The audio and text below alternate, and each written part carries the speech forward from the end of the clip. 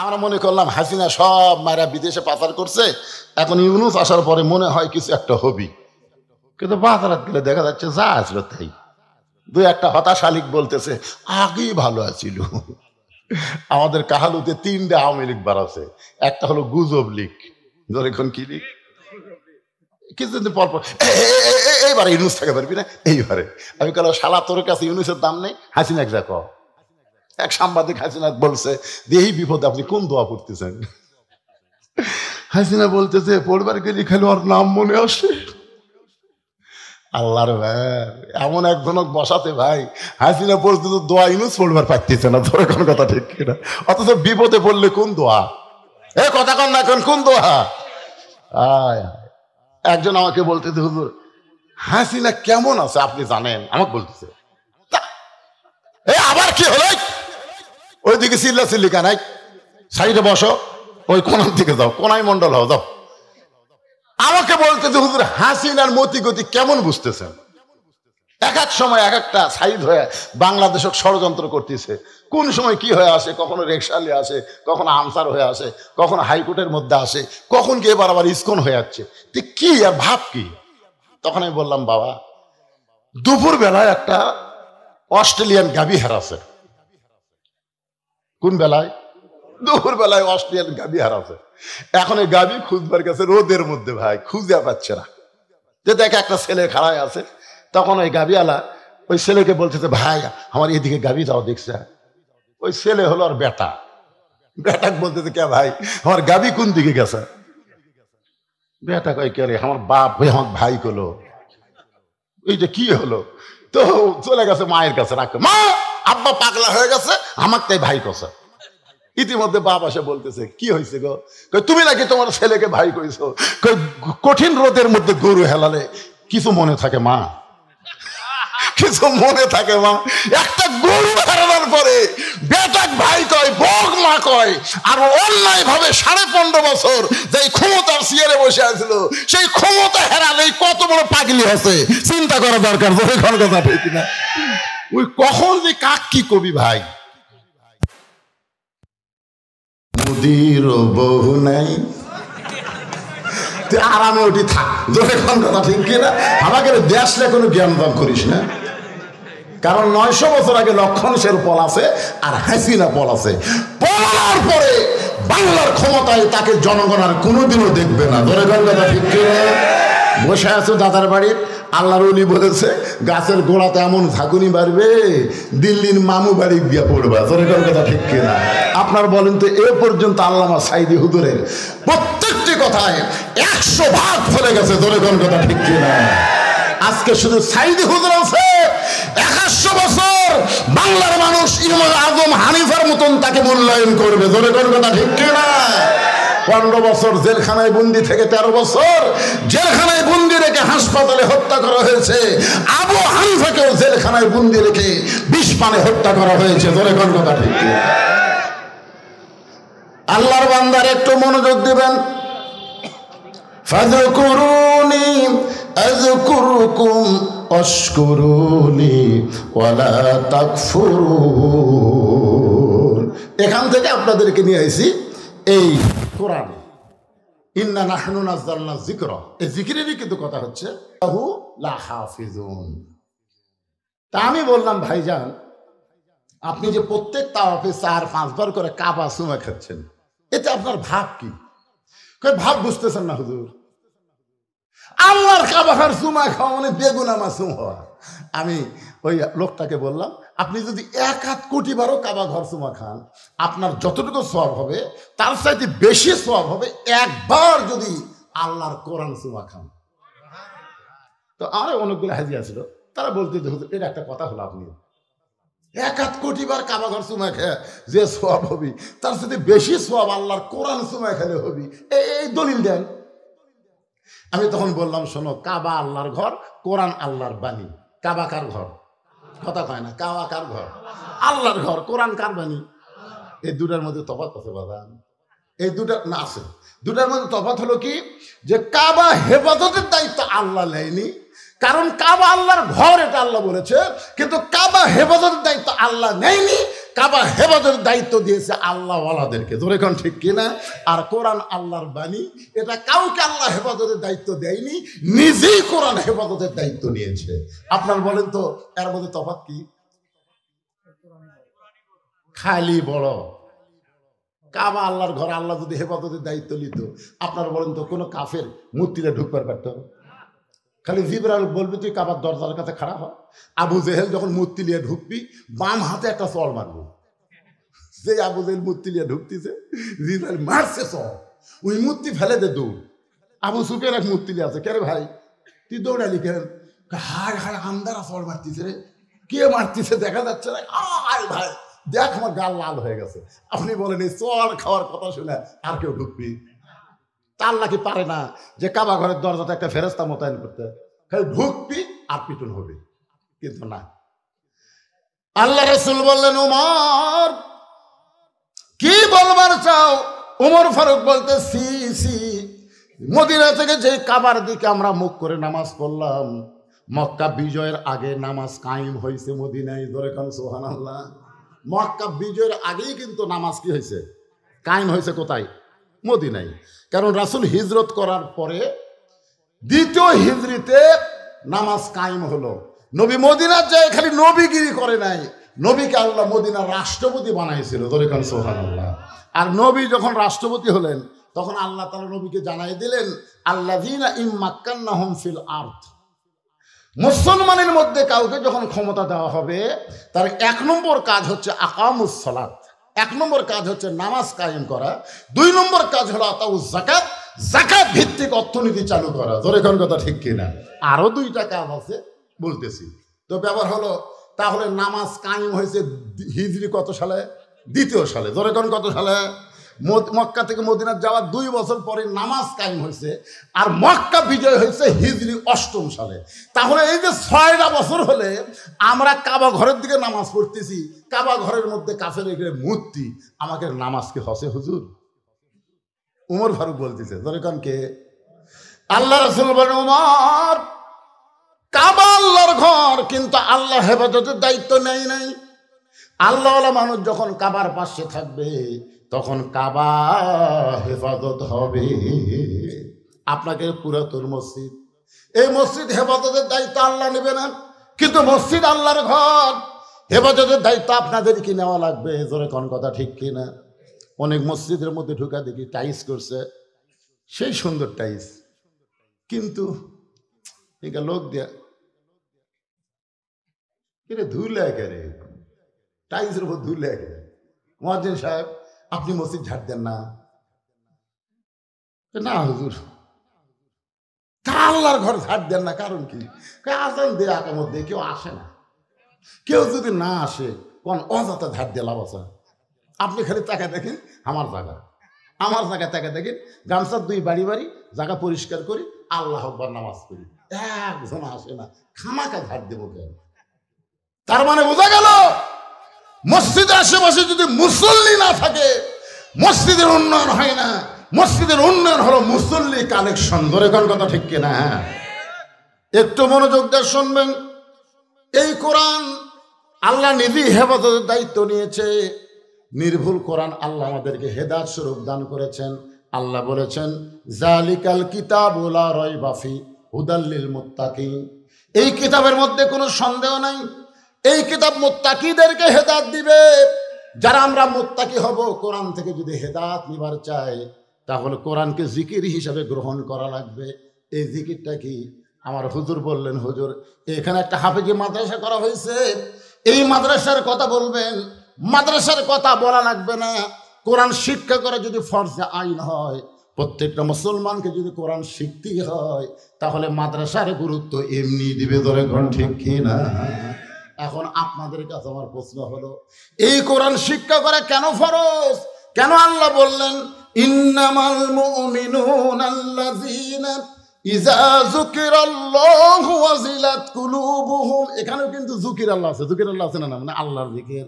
ইন্নামাল মুমিনুনা আল্লাযীনা ইযা যুকিরাল্লাহু ওয়াজিলাত কুলুবুহুম وَإِذَا تُلِيَتْ عَلَيْهِمْ آيَاتُهُ زَادَتْهُمْ إِيمَانًا وَعَلَى رَبِّهِمْ يَتَوَكَّلُونَ। আল্লাহু আকবার। কি বুঝতেছেন? কোরআন তেলাওয়াত শুনলে মানুষের ঈমান বাড়ে না কমে? এখানে আল্লাহ এই আয়াতের মধ্যেই তো আমি বললাম ওয়াইদা তুলিয়াত আলাইহিম আয়াতুহু জাদাতুহুম ঈমানান। কোরআন তেলাওয়াতে মানুষের ঈমান বাড়ে, আর ঈমান বাড়ার লক্ষণ চুপ থাকে না। আল্লাহু আকবার বলে ঈমানের বড়ত্বের প্রকাশ করা, ধরে কোন কথা ঠিক কি না? লিল্লাহি তাকবীর। এখন আপনাদের কাছে আমার প্রশ্ন হলো, এই জিকির সম্পর্কে আলোচনা করতে গিয়ে যে কোরআন এমন একটা জিকির যার হেফাজতের দায়িত্ব কার হাতে? আরো ধরে কি জন্যে কন্ত যে আমরা এই কোরআনকে নিয়ে চলবো, কোরআন অনুসারে চলবো, এর মধ্যে যেন কোনো ভেজাল না ঢোকে। যার শুরুতে আল্লাহ বলেছেন এমন একটা কিতাব যার মধ্যে কোনো কি নাই, ভেজাল নাই, সন্দেহ নাই, গোঁজামিল নাই। এই কোরআন নবী মক্কার জীবনে প্রতিষ্ঠা করবার চাইলো, কিন্তু হলো না। আল্লাহ রাসূলকে আল্লাহ বললেন যে হাবিব, মক্কায় আপনি কলেমার দাওয়াত দিয়েছেন, দীর্ঘ সময় পর্যন্ত আপনাকে তারা নির্যাতন করেছে, মুসলমানের সংখ্যা তো বাড়তেইছে না, বরং এ পর্যন্ত 320 জন, 13 বছরে 320 জন। আপনি হিজরত করেন। আল্লাহ তাআলা গভীর রাত্রে নবীকে হিজরতের হুকুম দিলেন। নবী হযরত আলীকে ডাকতে বলেন, আলী, আজকে গভীর রাত্রে মক্কা ছেড়ে আমাকে মদিনায় যাওয়ার হুকুম করেছেন কে? তুমি শুধু আমার বিছনায় একটু ঘুম পাড়বা চাদর মুড়ি দিয়ে। আলী বলতেছি, ইয়া রাসূলুল্লাহ, আপনি হিজরত করবেন আর আমি বিছনায় ঘুম পাড়বো, বলেন তো এর মধ্যে হিকমত কি? রাসূল বলতেছে, তাকায় দেখো। হিকমত হলো তাকায় দেখো।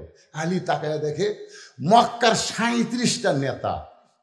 কতগুলো নেতা? 37 জন নেতা লাঠি সোটা বর্ষা নিয়ে নবীর বাড়ির চারিধার দাঁড়া আছে। তার মানে কি বুঝলেন? নবীকে আল্লাহ হিজরত করবার কইয়া ওই নেতা করক আবার বলিছে, তোরা লাঠি লে দাঁড়া থাক, জাগা মতো পিটন দিব, তোর কোন কথা ঠিক কিনা?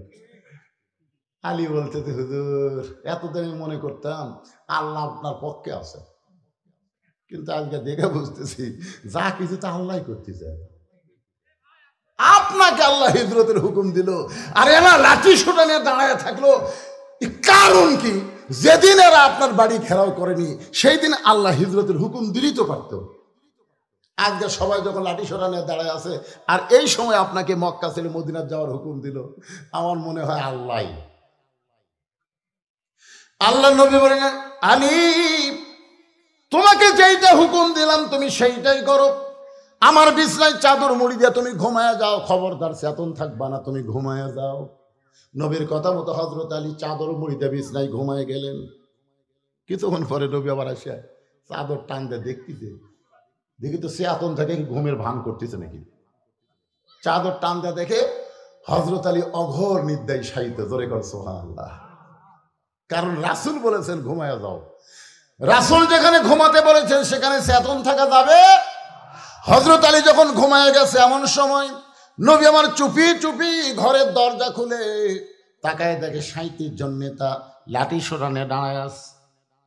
রাসূল বলেন, আল্লাহ, তারা যেভাবে তাকায় আছে এখনই বের হলে ওরা আমাকে গ্রেফতার করবে, ধরবে, মারবে। আল্লাহ বলেন, হাবিব, যে কোরআন আপনাকে আমি দিয়েছি, অনুনাজ্জিলু মিনাল কুরআনি মা হুয়া শিফাউ ওয়া রাহমাতুল লিল মুমিনিন। আল্লাহু আকবার। কি বুঝতেছেন? সব সমস্যার সমাধান দিতে পারে। এই যে আয়াত পড়লাম, এরই বাংলা অর্থ হলো সব সমস্যার সমাধান। ওগো নবী, আপনি বিপদে পড়বেন এটা না, বরং সূরা ইয়াসিনের মধ্যে কয়েকটা আয়াত আপনি তেলাওয়াত করে এক মুষ্টি বালির উপর ফুৎকার দিবেন। নবী বললেন, বালু ফুঁ দিলে কি হবে? বলে, আপনার কাম আপনি করেন, আমার কাম আমি করে দিব। ধরে কোন সুবহানাল্লাহ। এক মুষ্টি বালির মধ্যে নবী কোরআনের 3টা আয়াত পড়ে যখন ফুঁ দিলেন, ওই বালুগুলো 37 জন নেতার চোখের মধ্যে ঢুকে পড়ল। আপনারা বলেন তো, চোখের মধ্যে যখন বালু ঢোকে তখন কি আর হাতত লাঠি থাকে? লাঠি তরবারি বর্ষা ফেলা দিয়ে সবাই খালি চোখ ডলতেছে। চোখ যখন ডলতেছে, আল্লাহ কয়, নবী, এখন দেখেন তো কি খবর। নবী কয় ওরকে লাঠি দিয়ে ওরকে পাশাত ধরেন যাবি না, বুঝবারই পারবি না।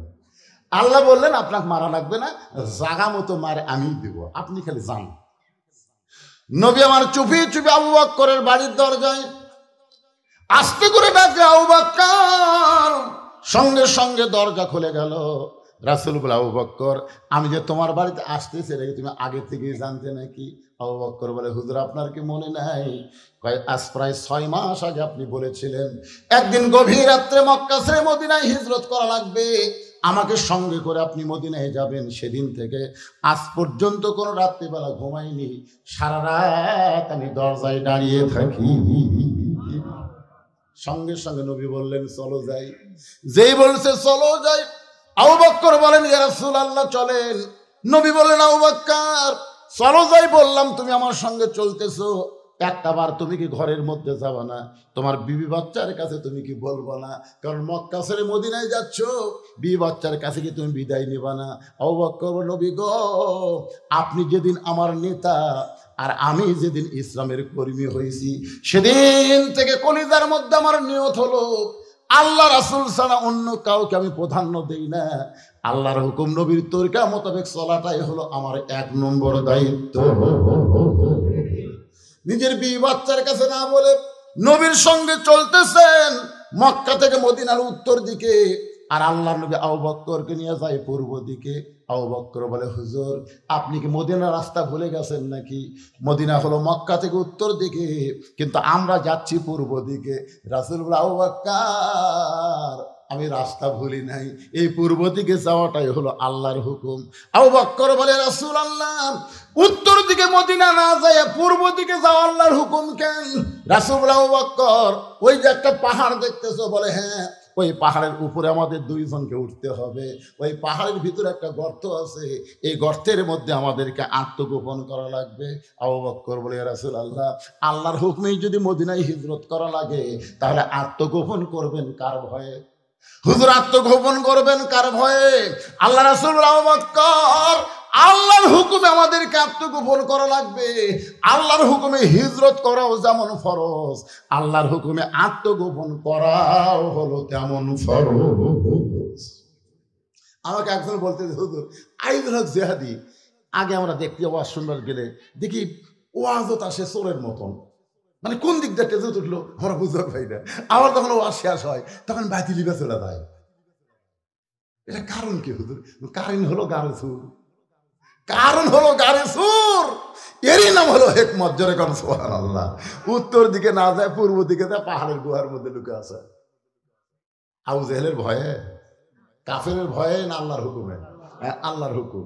আমরা 15.5 বছর লুকালুকি করছি কার হুকুমে? এই নবীর সুন্নত অনুযায়ী।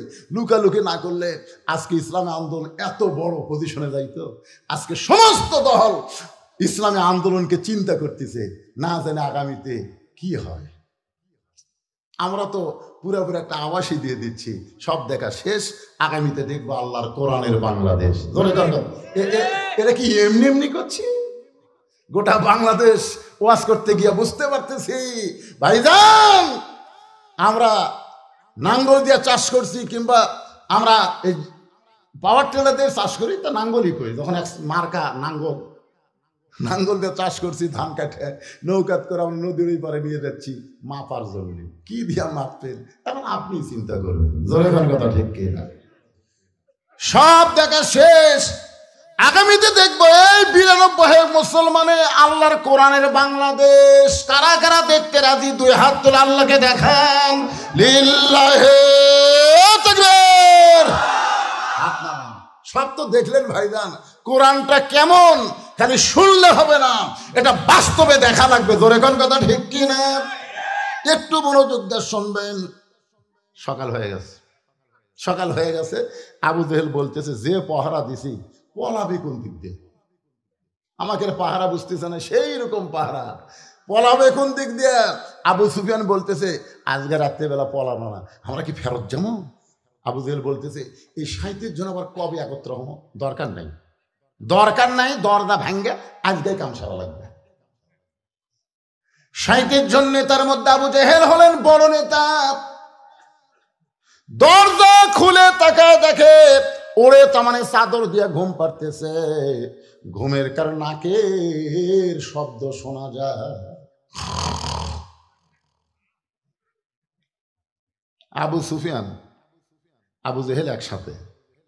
এই বাম সাইডে একটা যুবক নেতা, নাম হলো উলিদ বিন মুগিরা। উলিদ বিন মুগিরা বলতেছে, নেতা এই মানুষ এক মারার জন্য আমরা সারা রাত পড়া দিচ্ছি, আর এই নাক দেখে ঘুম পাড়তেছে। আচ্ছা, নাক দেখে ঘুম কে পাড়তেছে? কেন পারতেছে? রাসূল কাছে ঘুম পা। নবীকে কেমন অনুসরণ করে চিন্তা করেন। যারা যদি নবী না পায় তাহলে তো ঘু সাপের মতন মারবে আলী, ধরে এখন কথা ঠিক কিনা? কিন্তু দেখেন আরামসে ঘুম পাড়তেছে। উলিদ বিন মুগিরার হাতে একটা বর্শা ছিল,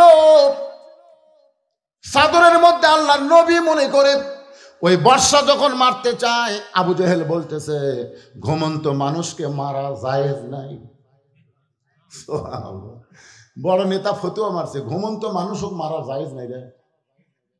এতজন মানুষ মিলে তাকে হত্যা করে বেড়াইছি, ঘুমের মানুষও মারা লাগবে, অচেতন করে তারপর মারবো। উলিদ বিন মুগিরা বলে, নেতা আমার আর তোর সয় না, সারা রাত যাকে মারার জন্য পাহারা দিলাম আর সেই বেটা আরামে ঘুম পাড়তেছে। আপনার সব নেতৃত্ব সবসময় মারা যায় না, দেখবেন অনেক সময় চামচারা নেতা ছাড়া কাম করে, ধরে কোন কথা ঠিক কিনা? এই বলে উলিদ বিন মুগিরা যখন বর্ষাটা মারতে চায়, এমন সময় আবু জেহেল খস করে ধরছে। কে রে, তোকে আমি নিষেধ করি, তারপরে তুই বর্ষা মারিস? আপনার সব কথা মানা যাবে না তো, বুঝতেছেন না? সারা চেতন থেকে চোখ লাল হয়ে গেছে, আর এই বেটা লাখ ডেকে ঘুম পাড়তেছে। আবু জেহেল বলতেছে, উলিদ তুই আমার কর্মী, আমি তোর নেতা। সোনালো বলেন না কেন? কারণ আবু জেহেল জানে আবু জেহেলের বাড়ির সবচেয়ে নিকটে হচ্ছে রাসূলের বাড়ি। আবু জেহেল জানে এই জায়গায় যদি নবীকে রক্তাক্ত করি তাহলে আল্লাহর গজব এসে উলিদ বিন মুগিরার বাড়ি তো অনেক দূর, অর্ধের গজব না যে আগে হামাক ধরবে। কারণ আবু জেহেল তলে তলে আমাদের নবী যে আল্লাহর নবী এটা বিশ্বাস করে, কিন্তু মানে না। কারণ মানলেই তার ভুয়া নেতৃত্ব চলবে না। আজও পর্যন্ত বাংলাদেশের সব নেতারা জানে আলেমরাই হলো শ্রেষ্ঠ নেতা, ধরে কোন কথা ঠিক কিনা? বিশ্বাস যদি না করেন মসজিদের মধ্যে যান, আপনাকে সিরাজ কর আর যাই কর, যত নেতা আছে এরা কোনোদিন সামনে যাওয়ার পারবি? কথা কর না ভাই, পারবি? দবির দই পারবি না? এটি আর ডাইরেক্ট দিচ্ছে না, এটা ওটা অ্যাঙ্গেলে দিচ্ছে। যেই নেতা পিছনে থেকে সামনে যাওয়ার পারবে না, ওরে নেতা বানান যাবে না, জোরে কোন কথা ঠিক কিনা? বুঝবার পারেন না, পরে বুঝবেন। আল্লাহর বান্দার একটু মনোযোগ দেবেন। ইন্নামা ইয়াখশাল্লাহ মিন ইবাদিহিল উলামা। এই কোরআনের সবচাইতে বড় জিকির হলো বান্দা সমূহের ভিতরে আলেম বান্দারাই আল্লাহকে সবচাইতে বেশি ভয় করে। যারা ভয় করে তাদেরকে যে সিয়ারি দেন ওই সিয়ারের গুরুত্ব তারা বহন করবে। একটু মনোযোগ দিয়ে শুনবেন। আবু জেহেল আল্লাহর নবীর সিনে জানে, এই কারণে চিন্তায় আছে এই জায়গায় যদি উলিদ বিন মুগিরা বর্ষা মারে আর নবী যদি এই জায়গায় মারা যায় তাহলে সর্বোত্তম আমাকেই গজব ধরবে। এজন্য বর্ষাটা খফ করে ধরেছে। আমি আপনাদের কাছে একটা প্রশ্ন করি, নবীর সবচাইতে বড় শত্রু হলো আবু জেহেল, আর নবীর সবচাইতে খারাপ শত্রু হলো উলিদ বিন মুগিরা। বুঝতে পারলেন? নবীর সবচাইতে বড় শত্রুকে আবু জেহেল, আর নবীর সবচাইতে খারাপ শত্রু হলো উলিদ বিন মুগিরা। মানে সবসময় নবীকে খারাপ ভাষা দিয়ে গালি দিত। একদিন নবী সাহাবীদেরকে নিয়ে আলোচনা করতেছে, উলিদ বিন মুগিরা সাইড দিয়ে যাচ্ছে আর বলছে, ও মুসলমানের নবী, তুমি যদি সত্যি আল্লাহর নবী হও তাহলে জন্মের আগে তোমার বাপ বললো কেন? আচ্ছা দেখেন, এইটা একটা কথা হলো। ও মুসলমান নবী, তুমি যদি সত্যি আল্লাহর নবী হও তো জন্মের আগে তোমার বাপ বললো কেন? এখন যদি আমাকে কেউ বলে, ও বদরশিদ, আপনি সত্যি আলেম হন তাহলে আপনি এত কালো হলেন কেন? এখন আপনারা বলেন, আমি যে কালো হচ্ছি এটা কি আমি হচ্ছি? তো নবীর যে বাপ মরছে মায়ের পেটে থাকতে, এটা কি নবী মানছে? তাহলে এইরকম কথা বলার কারণ? সঙ্গে সঙ্গে নবীর চোখ দিয়ে পানি আসলেন। শিশু বলে, ময়রা গেছে মা, গর্বে থাকতে মরছে পিতা নবী চোখে দেখলেন না। কে করিবে লালন পালন, কে দিবে সান্ত্বনা, এই দুনিয়ার বড় এতিম নবী ছিলেন একজনা। আলাম ইয়াজিদিকা ইয়াতীমান ফাআওয়া। নবীর চোখ দিয়ে পানি পড়তেছে। আল্লাহ কয় হাবিব কাঁদতেছেন, ওলীদ বিন মুগিরার কথা শুনে কাঁদতেছেন, আপনি জানেন ওই কে? তো রাসূল বলতেছে, আল্লাহ আমি তো জানি ওলীদ বিন মুগিরা মুগিরার বেটা। না হুজুর, ই মুগিরার বেটা লয়। তাহলে কে? উতুল্লিম বাদা জালিকা জানি, উনি হলে জাউরা সন্তান, একলা 100টা ভোট দেয়, ওর বাপ একটা ভোট দেয় 100টা, জাউরার গা ধরে করে। আর বাপ হলো একটা ভোট দেয় 100টা, খালি মুড়ি টানে আমার।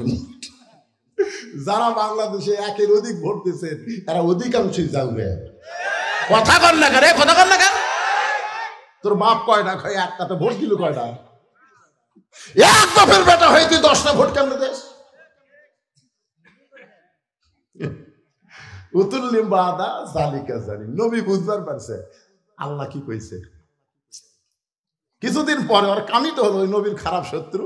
নবী আবার যখন আলোচনা করতেছেন ওই আসতেছে, তো নবী জানে ওই তো এসে একটা খারাপ কথা বলবি। তো ওলীদ বিন মুগিরা বলার আগেই নবী আউট করে দিছে, উতুল্লিম বাদা যালিকা জানিম। ওলীদ বিন মুগিরা কয় কে রে? আমার দেখার পরে নবী কথা কইল, তাহলে আমি কি অবৈধ? আমার কি বাপের ঠিক নাই? নবী গেলেন তো দূরের কথা, মারছে দৌড়, এক দৌড়ে মায়ের কাছে। মা, মাগো, উতুল্লিম বাদা যালিকা জানিম।